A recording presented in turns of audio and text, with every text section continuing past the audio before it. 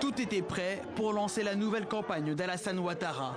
Une salle surchauffée, des militants qui acclament leur champion dans sa quête d'un troisième mandat et le conseil politique de son parti, le RHDP, qui approuve la candidature du président.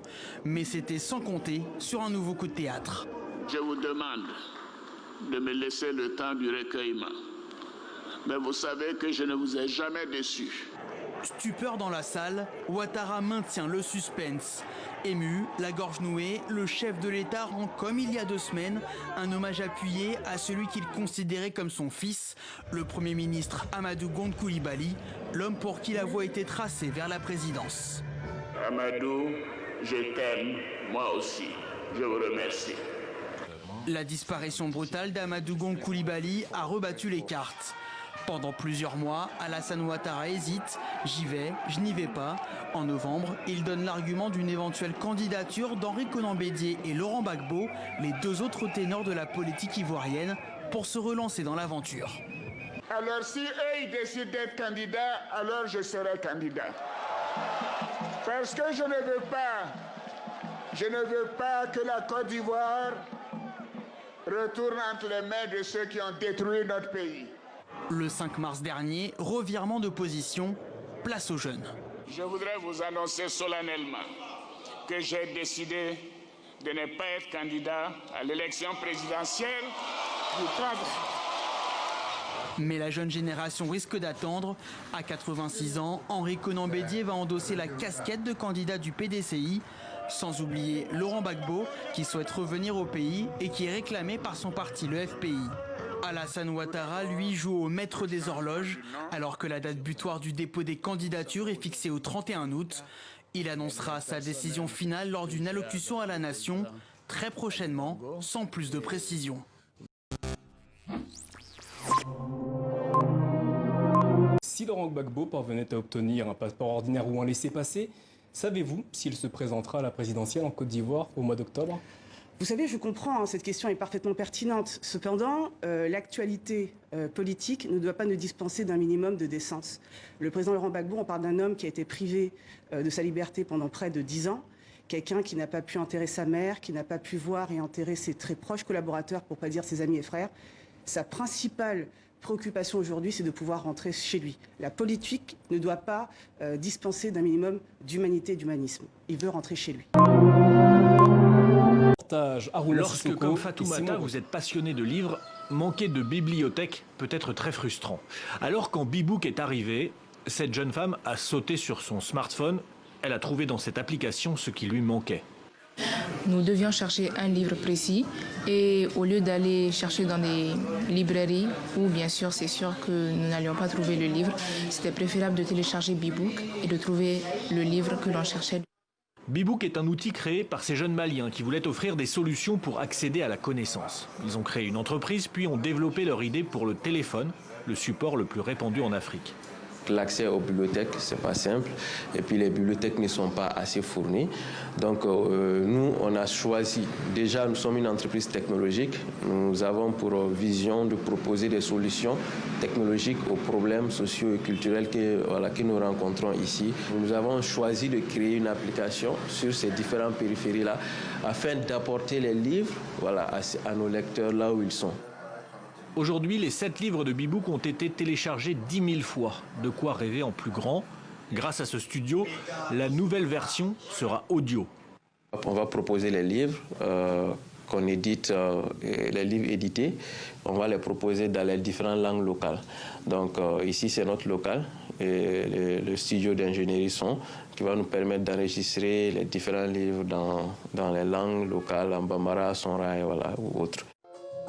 Donner accès à la culture, soit gratuitement, soit par des paiements limités, et payer les auteurs aussi, Bebook semble parti pour révolutionner le livre en Afrique. International de Yaoundé-Simalène ce mercredi 29 juillet 2020. Parmi les membres du comité d'accueil à l'entrée principale, un chien renifleur pour détecter tout objet dangereux et autres produits illicites. Respecter la distance de sécurité. Keep a safe distance, peut-on lire dans le hall principal de l'aérogare. La consigne est gravée sur du marbre en français et en anglais. La même consigne accueille l'illustre visiteur du jour, le Premier ministre chef du gouvernement Joseph Dione Ngouté, dans la zone de check-in. Quand nous arrivons dans la zone d'embarquement, le protocole de gestion des vols internationaux se laisse découvrir dans son intégralité. Pour l'essentiel, tous les passagers à destination du Cameroun doivent présenter à l'embarquement un test négatif au Covid-19 datant de moins de 3 jours. Le Premier ministre chef du gouvernement a pu également voir comment fonctionne le circuit sanitaire des passagers, équipages et bagages. Ce circuit est régulièrement désinfecté.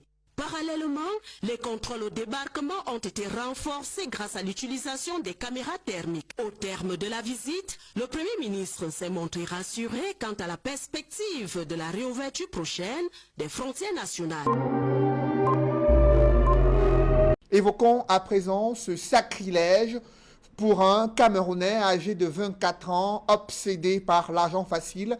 Il a profané la tombe de ses grands-parents et récupéré leurs ossements humains dans le but d'alimenter un trafic illégal. Il a été stoppé net par les éléments de la gendarmerie. Et il y a également d'autres Camerounais qui, spécialisés dans les braquages, ont été arrêtés durant des opérations menées à travers la ville de Kribi et de Douala. Des précisions avec Innocent Abega et Donald Brice Kamgan.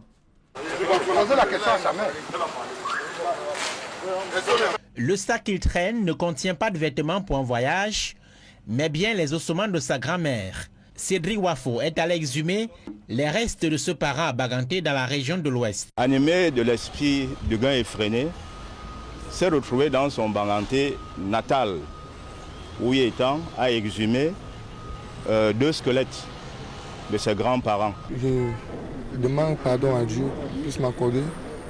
Je sais que je vais aller plus une peine dont je suis coupable. Je reconnais mes faits, mais que celui qui m'a trahi, que Dieu le pardonne. Celui qui l'aurait trahi, un ami avec qui il exerçait des tâches de chargeur dans une multinationale à Douala et qui l'aurait conseillé de migrer vers une activité plus rentable. Les ossements ainsi ramenés devaient lui rapporter 1 500 000 francs CFA à la vente.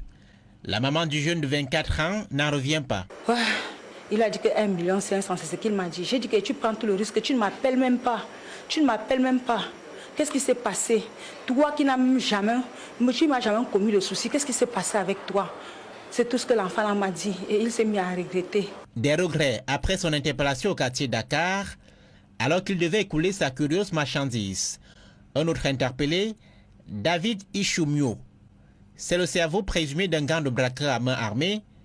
Principale cible, domiciles privés et véhicules, dans la ville de Douala, Kribi, d'où vient Dominique, l'une de leurs victimes, dont le véhicule volé a été retrouvé à Boya, dans le sud-ouest. Ils sont arrivés à la maison par effraction, ils nous ont menacés avec leurs armes parce qu'ils étaient tous armés. Et ils m'ont demandé les clés de la voiture, les papiers, et ils ont pris argent, téléphone, bijoux, montres, quoi d'autre, appareils photo professionnels. Ils sont partis. Le 23 mai dernier, un expatrié subissait lui aussi le groupe de malfaiteurs, toujours dans la cité balnéaire. Au domicile de monsieur Wanko, sous la menace de l'arme, comme je viens de le dire, récupère son véhicule de marque Toyota Avensis. Alors, conduit à Douala dans le cadre de l'enquête, monsieur Mou David Achou passera aux aveux complets avant de citer ses autres complices qui malheureusement sont en cavale à l'heure de cette enquête. Toutefois, les recherches entreprises en vue de leur découverte s'intensifient. Il a été retrouvé sur le mis en cause arrêté, un pistolet de fabrication artisanale, des coups de filet réalisés par la 2e région de gendarmerie sous la supervision du colonel Jean-Marie Amougou. La gendarmerie qui dit compter sur une collaboration de tous les instants des populations afin de faire mieux. Oui, nous les invitons à la bonne collaboration afin d'éradiquer ce fléau qui sévit, c'est-à-dire le trafic des ossements humains, le braquage des véhicules. Les 2 malfaiteurs sont remis à la justice. Les actions de recherche de leurs complices sont en cours.